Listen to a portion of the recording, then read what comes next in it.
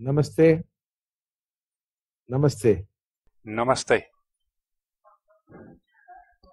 So how are you, Ono? Yes. Love you. We're very excited. We are here with 160 people. We're very happy and honored to see you here. Blessings to them all.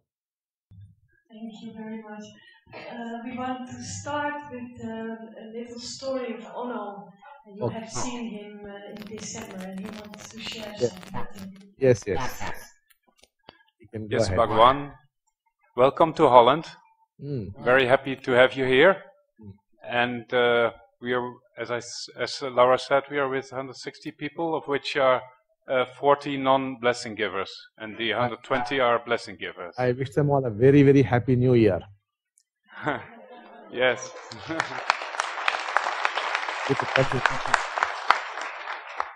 Yes. And of course, same to you, Bhagavan. I would like to share one experience with you. When I was in India, I asked to you for a blessing to come through a difficult period of mine, that I was dismissed from my job and I had a conflict with my previous employer. And when I came back to Holland, the day after, I had a talk with my employer, and my lawyer, he did a proposal to my employer, his first proposal. So he took a quite high input. So he said, well, they very probably won't agree with that, but then we will see, we will treat, and we will see where we come out. And but to our astonishment, they immediately agreed to his first proposal. So I cannot go back to my old job, but I have got a very good agreement, and I am free now, and I can work a little bit more for oneness, and I have enough financial means to cover the coming years. So that is a very positive news. So with this, I want to convey my very deep gratitude to you and Amma and the Dasas, and to your very powerful Diksha that helped me to this point. Thank you very much. So you are a free man now. You are a free man, huh? I'm very free, yes, like you. Yes. So we would like to start to ask the questions. Is that okay? Yes. Okay, so Laura, she will ask the questions.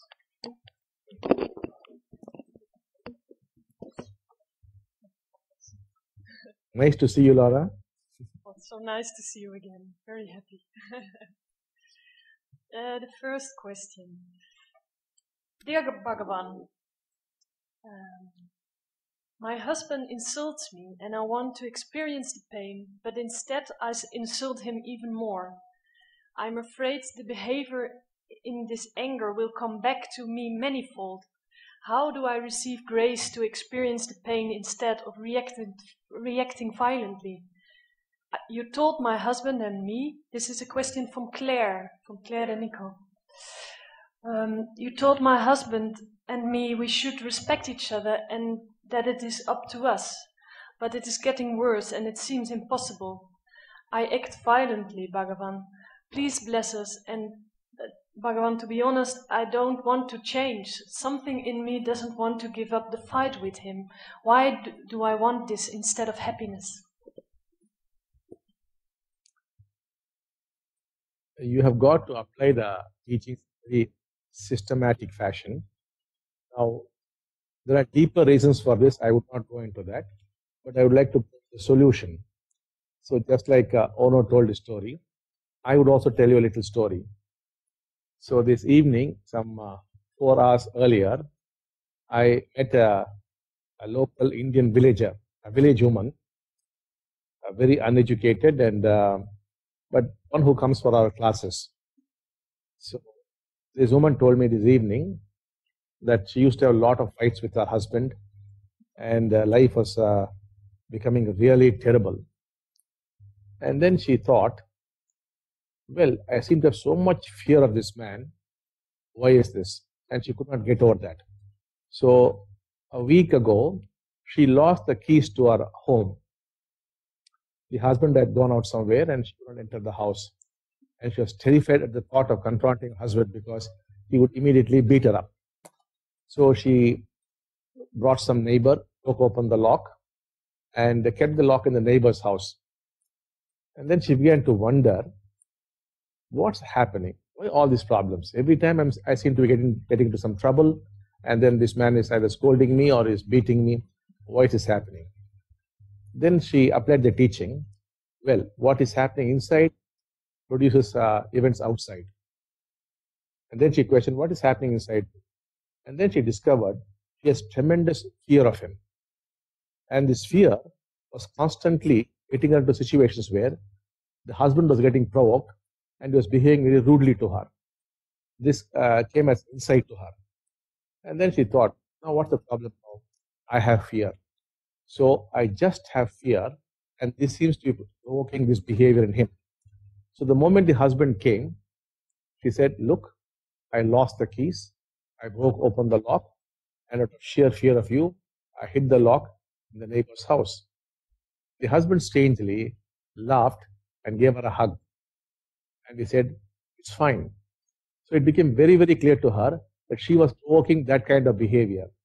With this single incident, she claims that she completely lost fear of her husband, and for the last 1 week, they have had the best of times in their lives.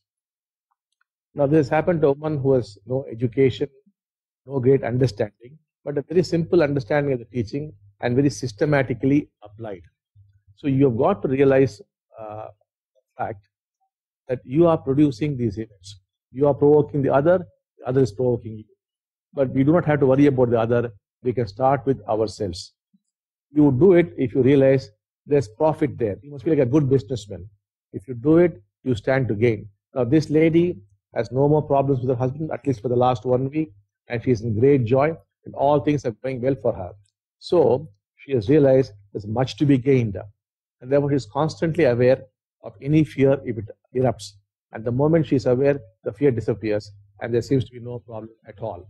So, what you have got to do is, you have to understand, this is called the awakening of intelligence, which we teach in level 2, that you are creating these things. Suppose you were to approach a lion or a tiger in a zoo. How would you do it? Suppose you want to go and give a bath to the tiger or the lion. I know families in India and also in Western countries, they go and play with the lions and the tigers, not once they are brought up, but simply straight away with lions and tigers. How do these people do? They have, for some reason, completely lost fear of these animals. And when you lose fear of the animal never gets provoked. There was Ramana Maharishi in India. Some of you must have heard of him. He used to be touching leopards, sometimes even tigers, they say, and even be with cobras and snakes. Nobody ever harmed him. But he used to keep people at a distance of 15, 20 feet from him. If they crossed that 15-feet barrier, then the animal would strike. So all people are asked to keep at a distance because they had fear. Similarly, we are producing all these things. So if you take a quick look at yourself and see the correlation, what happened inside you before the other person got provoked or misbehaved. You can get an insight into that, and you see a lot of profit there. You simply drop it. It does not require any effort at all. You see that it is not any use to you. It's producing a loss instead of a gain. And the mind has got one good quality. If it can clearly see there's nothing to gain, it will drop it. If it sees there's something to gain, it will cling to it. So you have to see in terms of loss and gain. If you see that, like this village woman, it's very, very easy. You are wasting a lot of time, you're struggling a lot, you're finding it very difficult. In fact, it is not so. You do not even have to go into the womb and set things right. If you can see profit and loss, it's done. And I'll help you, I'll bless you. Try it next time. That's the answer for the first question. We move on to the second question. Yes, thank you.